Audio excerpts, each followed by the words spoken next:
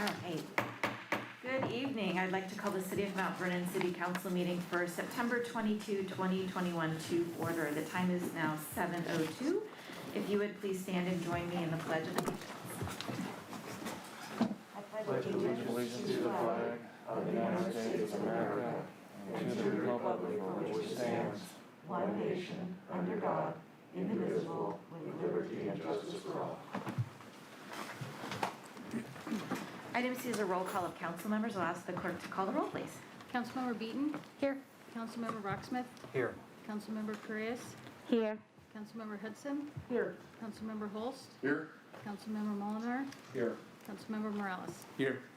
Thank you very much. Under consent agenda, we have items A, B, and C. That's regular council meeting minutes, payroll checks, wire transfers, and claims. I move for the approval of the consent agenda. Second. Thank you. Motion by Mary and a second by Iris. All those in favor, please say aye. Aye. Opposed, same sign. Motion carries. Thank you. Under reports tonight, we have two committee reports. First up is our Finance and Parks and Enrichment Services Committee report, and that's Councilmember Mary Hudson. Mary. Thank you, Mayor. We held this meeting tonight right before our council meeting. The first item of business is, of course, the approval of our meeting minutes from our last meeting. And we moved into a finance update from Director Doug Gillespie. We talked about the 2021 major revenue updates. He's able to give us a few through September. Sales tax, we're at about 89% of our annual budget. Transportation benefit district, we were at about 96% of our budget, and with the REIT 1 and 2 collections, we're at 115% of our budget. So this is good news, strong economy for us, and we're very happy about that. Talked a little bit about revenue projections for 2022, and reviewed the budget calendar, because it is budget season here in the city of Mount Vernon, and we're starting to roll into it now. Doug presented us with current information on revenue estimates and provided us also with the preliminary revenue budget for 2022. He presented at a high level the changes with the major revenue sources as compared to the 2021 estimated revenue projections. The preliminary budget is expected to come to council on October 6th, and then our work as a council starts in earnest. Next up was Parks and Enrichment Services Director Jennifer Berner. She gave us an update on fall recreation programming. Right now there are 10 Skyhawks sports programs to include soccer, tots, soccer, and flag football. There's, like I said, 10 programs, 5 are full. So, and the others are filling fast. So if you want your child or children to participate, please check out the City of Mount Vernon Parks and Enrichment page. Also looking at some adult programming, such as puppy boot camp, tai chi, and qigong. So those are supposed to be really wonderful stretching exercises, if you will, for the adults in the city. I look forward actually to maybe trying one or two of those. We're looking at some volunteer projects. We're going to do a pitch-in for Parks and Trails program. Also looking at doing something different for our Veterans Day. I can't think of the word. Volunteer. We're going to do a volunteer project for a specific veteran. It's a new thing for us this year. We've got a parks staffing update. Jennifer went over and reviewed the park staffing from 2019 through 2021. And we've seen a lot of changes with COVID. We saw a downturn, obviously, in our staffing because we couldn't fund a lot of it because of the downturn in revenue. So we're closing in on being fully restaffed. We're very excited about it, and hopefully sometime next year we will be back to our full staff. So we're looking forward to that. Jennifer also gave us an update on the windstorm cleanup, because we all know that we had a dandy windstorm come in here on Friday, the 17th, and our staff have been working since that day, nonstop, basically. I mean, maybe they get to go home and sleep a little, and then they get to come back and clear out more limbs and branches and debris. We'll be working through it the rest of this week and probably a little bit into next week. Some tree issues will require additional work later in the year. We've got them flagged and ready to go. We're just trying to get the multitude of debris cleaned up right now. Everything's got to get in, we've got to be safe around all of our city, the whole city.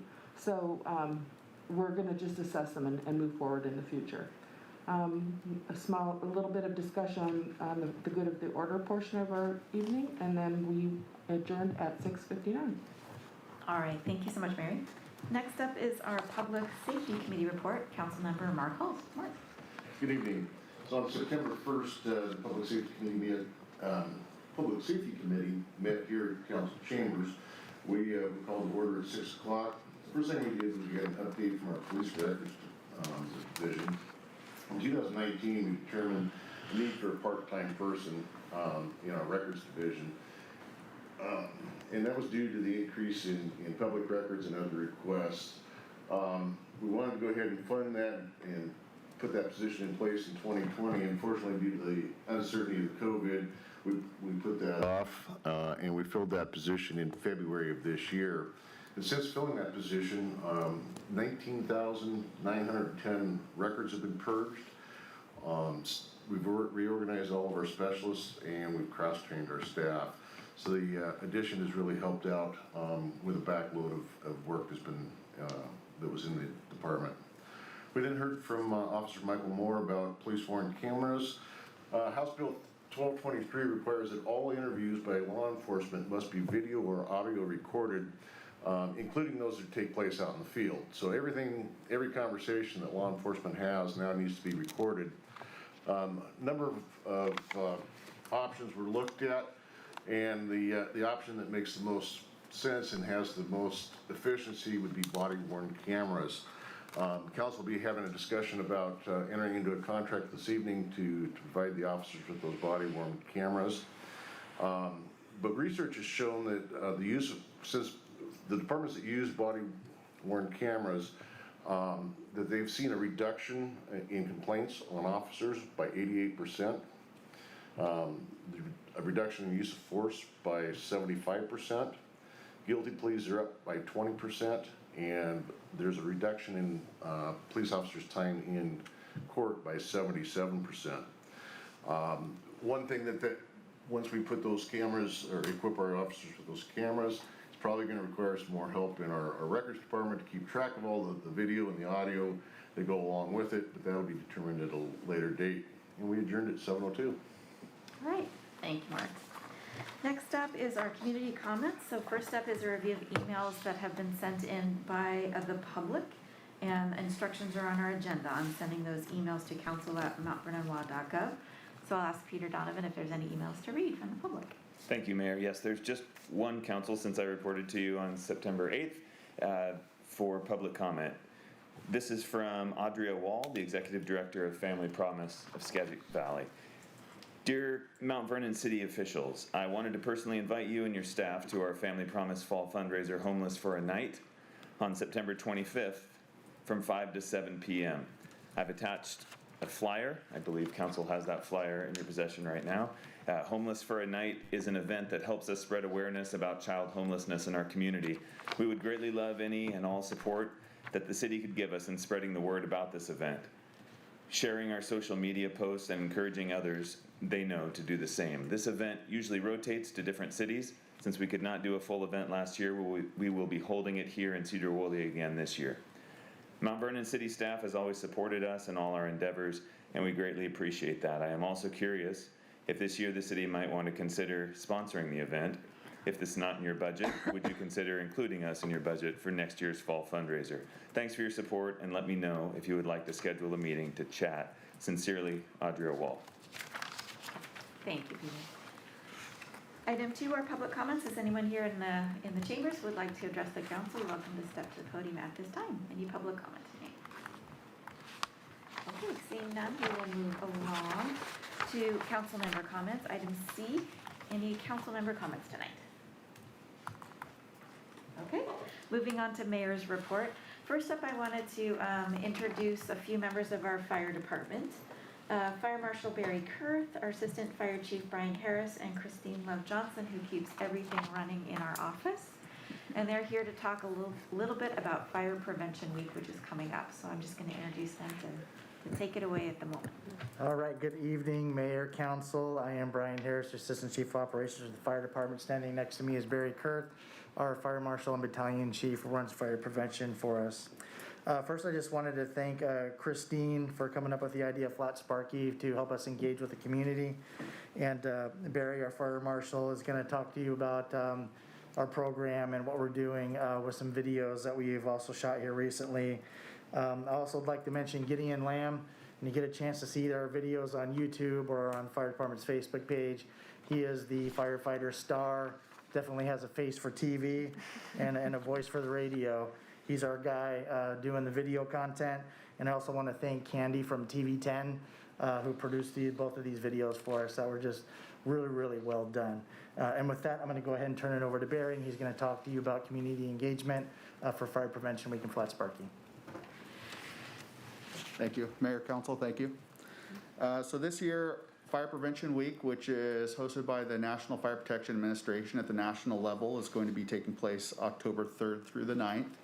And as such, the theme this year is learn the sounds of fire safety. And that focuses on sounds like fire alarms, carbon monoxide alarms.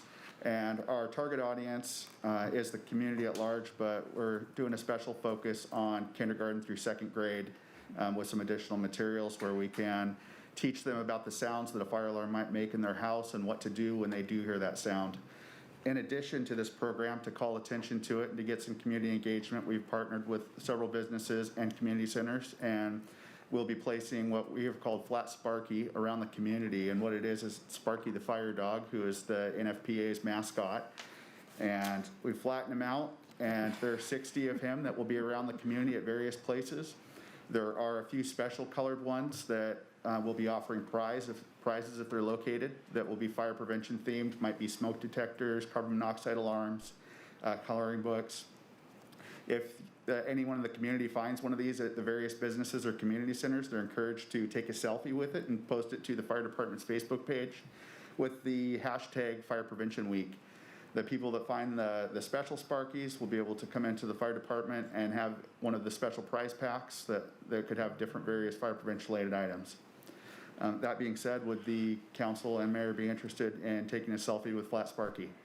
Well, absolutely. I think we should do that, yes. Okay. I have my camera and I've got Sparky. When you want us to stand up and we'll.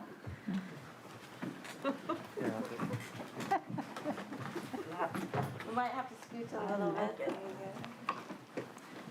Do we hold him or do you stand there with us? I'll let Mayor hold. Okay. And I'll stand here with you. Okay. It won't be a true selfie because I can't get all of us from the way. Exactly. Come on in. Just hold your hand out, Barry. Okay, ready? Take the glasses One, off. two, three. Want to zoom in here and look a little bit more? Okay. Last one. Thank you very much. I think I blinked. Oh, yeah, give it Got all our pearly whites, right? Yeah, really. That's pretty clever. Very clever. Thank you. All right, before I move on, I wanted to thank our fire staff for putting this together for Fire Prevention Week. And to make it official, I have a proclamation. So, whereas the 2021 Fire Prevention Week theme, Learn the Sounds of Fire Safety, effectively serves to remind us it is important to learn the different sounds of smoke and carbon monoxide alarms. I, Jill Boudreau, Mayor of Mount Vernon, do hereby proclaim October 3rd through 9th, 2021 as Fire Prevention Week throughout the city. And I urge all of the people of Mount Vernon to learn the sounds of fire safety for Fire Prevention Week 2021 and to support the many public safety activities and efforts of the Mount Vernon Fire and Emergency Services, including Flat Sparky. Thanks to our fire staff for putting that together. It's awesome. All right, moving on with the mayor's report. I wanted to debut a video that was put together about our Mount Vernon Library Commons project. This was done in conjunction with HKP, our architect that's working on design, as well as Brand Query, who is part of that team. And I didn't want to share it unless the city council got to see it first, and so we're gonna watch that video now. So.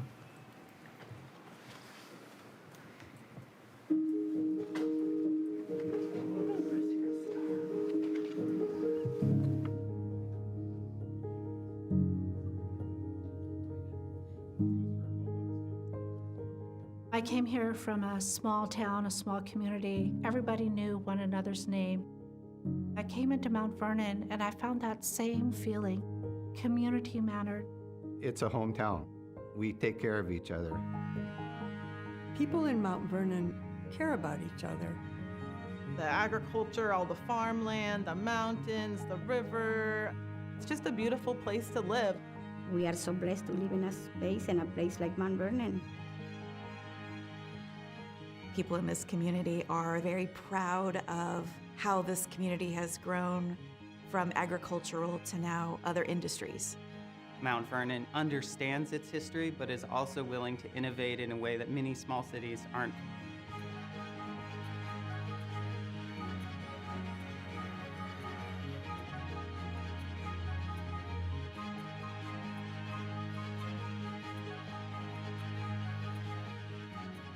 These community buildings are the very center of what our rural areas need. We need a place where values are built.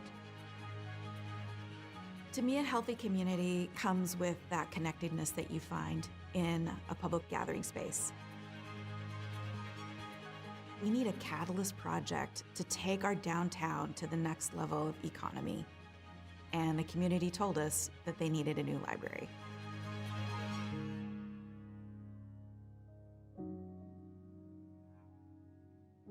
We wanted to find a good place that we could offer several different services. So a place for a community center, a place for parking, and of course, a place that made sense for the public library. And that's what our location does. It's perfect for all of those.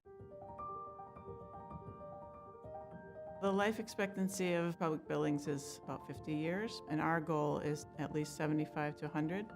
Our city has grown a lot over the last 30 years, but our library has remained the same. The building itself is outdated, and so that means we can only offer outdated services.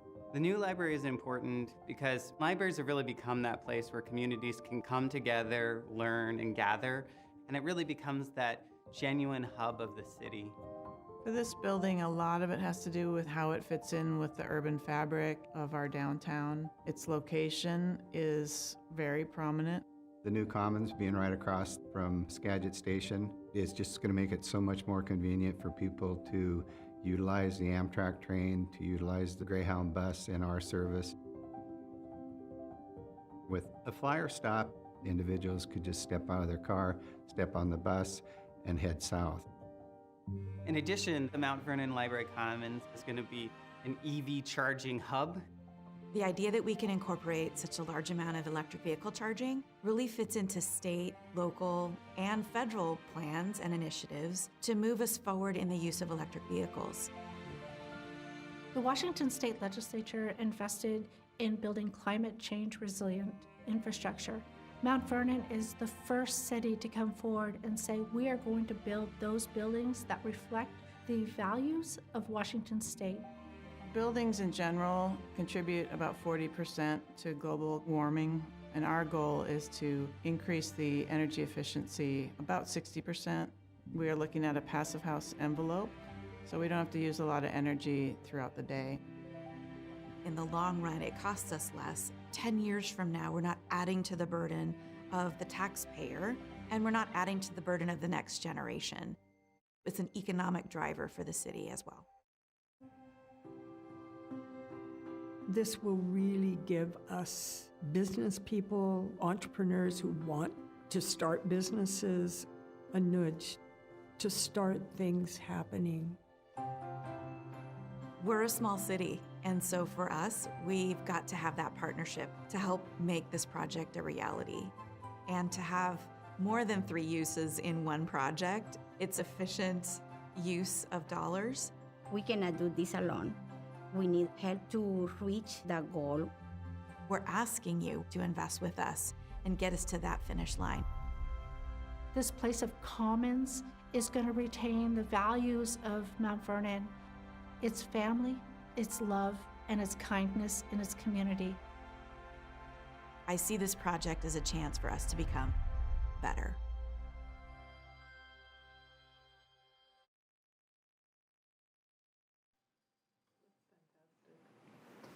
I have chills. Nice job. So this video was designed to really be able to share our story with funders, not only governmental granting agencies with our elected officials, but also be able to share it with the Library Foundation so that it can just tell a little bit about and have people more interested in then the rest of the details of the project. So just thanks to the participants, including Councilmember Iris Correas for helping us out on that. And then all the other community members that stepped up. So we're just thrilled, and we'll be sending that out. But I wanted to share it with council first, and we'll go forward from there. So, all right. Next up, I just wanted to make sure folks knew about our fall cleanup days. So coming up on October 2nd or 9th, depending on when your garbage collection is. We have our free cleanup day, and that's where folks are able to bring one load of garbage and one load of recycling and one load of yard waste. We do ask that you bring a September or an October utility bill. That's required to make sure folks are eligible. Your ID, masks will be required, and trash must be bagged. You can also find a lot more information about that on our website. But we are continuing with fall cleanup days, and thanks to our solid waste crews for doing that. So that's what I've got for Mayor's report tonight. All right, item E is committee agenda requests. Any committee agenda requests? Okay, well, moving on, there is no unfinished business tonight. Item A, under new business, is the approval of an agreement with Skagit Habitat for Humanity, and Peter Donovan is here. Peter. Thank you, Mayor. Good evening, Council. Yes, so grateful to have to follow Flat Sparky and an epic video with these agreements, which are exciting in their own right. Before you tonight is a consolidated memorandum of understanding with Skagit Habitat for Humanity. In the city's 2020-2021 CDBG action plan, the city had allocated $100,000 to Skagit Habitat to support home ownership assistance activities in cooperation with eligible low to moderate income individuals, families, and households. Again, in this year's 2021-22 CDBG action plan, an additional $100,000 has been allocated to Habitat. Both of these allocations require an agreement, and this proposed agreement simplifies record-keeping efforts by consolidating those 2 years of CDBG awards, now totaling $200,000 for home ownership assistance in the city of Mount Vernon. Skagit Habitat for Humanity intends to utilize this funding in 2022 upon the completion of their current 4-home project located at the northeast corner of Blackburn and LaVenture Roads. Maybe you've seen some of the groundwork already starting there. Staff is recommending the approval of the agreement with Skagit Habitat for Humanity for the consolidation of CDBG awards totaling $200,000 for home ownership assistance in Mount Vernon. All right, any questions for Peter on this item? All right, nobody has any questions. I think it's Skagit Habitat for Humanity is just a great program, and so I'll make a motion that council approve the agreement with Skagit Habitat for Humanity. Thank you. Second. Motion by Melissa, give a second to Gary. Okay, sorry, couldn't tell with the mask. All those in favor, please say aye. Aye. Any opposed, same sign. Motion carries. Thank you. All right, item B is the approval of an agreement with Community Action of Skagit County. Peter. Thank you, Mayor. This CDBG agreement with Community Action of Skagit County is funding from the city's 2021-22 annual action plan. So this year's plan, Community Action will use this funding for their Housing and Resource Center program. This allotment of $56,184 represents 15% of the city's total CDBG award from HUD this year. HUD has approved this expenditure, and it's also consistent with the council-approved CDBG annual action plan. And with that, staff's recommending that council authorize the mayor to enter into this agreement with Community Action of Skagit County. All right, questions for Peter on this item? All right, I'd be looking for a motion to allow me to enter into the agreement with Community Action of Skagit County. I'd move the council authorize the mayor to enter into the agreement with Community Action of Skagit County. Thank you. Second. Motion by Mark and a second by Iris. All those in favor, please say aye. Aye. Any opposed, same sign. Motion carries. Thank you. Item C tonight is the approval of an agreement with Mountain Law. And again, Peter is here for this item. Yeah, thank you. This one is an addendum to an existing contract that the city has with Mountain Law for public defense services. The cities of Mount Vernon and Burlington have contracted together in a 60-40 partnership with Mountain Law for the provision of public defense services. The cities continue to maintain very high standards for public defense services, including caseload limitations for its defense providers. The pandemic, as you know, has created a significant backlog in the courts, and as those suspended cases are now being assigned, it has become apparent that hiring an additional public defender within Mountain Law's organization is necessary to continue upholding those caseload standards. The proposed expense totals $125,000, of which the city of Mount Vernon could utilize its ARPA funding for its portion of $75,000. The term of the contract is 1 year, with the option of extending the agreement on a month-to-month basis if additional services are necessary. The court backlog is going to be reviewed quarterly to determine whether the demand for that additional public defender continues to be warranted. And with that, staff is recommending approval of this 1-year contract addendum with Mountain Law for the expansion of public defense services. Okay, any questions for Peter on this? I'll move that we approve the 1-year contract addendum with Mountain Law. Second. All right, motion by Mary and a second by Mark. Any questions? Sorry. All those in favor, please say aye. Aye. Opposed, same sign. Motion carries. Thank you. Item D is the approval of an agreement with Axon. This is where Police Chief Chris Kamick will come and present this particular item. Chief? Thank you, Mayor, Council, good evening. Councilmember Hulse pretty much outlined my whole request, so I don't know how much I really need to say, but I'll go back over it. During the 2021 legislative session, as Councilmember Hulse alluded to, House Bill 1223 passed, and it required police officers, starting in January of next year, to conduct audio and or video recording for offenses anytime interviews involving juveniles or anytime involving felony crimes with adults. We've looked at a variety of options to do that. The only practical way to accomplish that is through body-worn cameras. As Councilmember Holst alluded to, there are additional benefits: reduced citizen complaints, reduced use of force complaints, better efficiencies in service. We researched several vendors and determined Axon, the preferred service provider. The purchasing and service agreement would be a 5-year contract to include cameras, taser equipment, training, storage service, technical support. The cost is approximately $541,745. This would be prorated over the 5-year period with some fluctuation if the equipment for officers, if we added officers and they needed additional equipment. There's $104,701 in savings. It's expected as a result of replacing this equipment with current equipment that we use. And then the legislature appropriated approximately $144,307,000 that we'll put towards this cost to help mitigate the impacts of the legislation. When I originally submitted this request to you, the motion was going to be to, because we were still in negotiations on the contract, to allow City Attorney Rogerson to make the recommendation to the mayor, but they accepted all of City Attorney Rogerson's request changes to the contract that we had, so we got it earlier in the week and you had it before you. So be a motion for, we recommend you have the mayor approve the contract with Axon. All right, any questions for Chris on this item? So I'd move that council authorize the mayor to enter into the agreement with Axon for the purchase of body cams and tasers. Second. All right, motion by Mark and a second by Alyssa.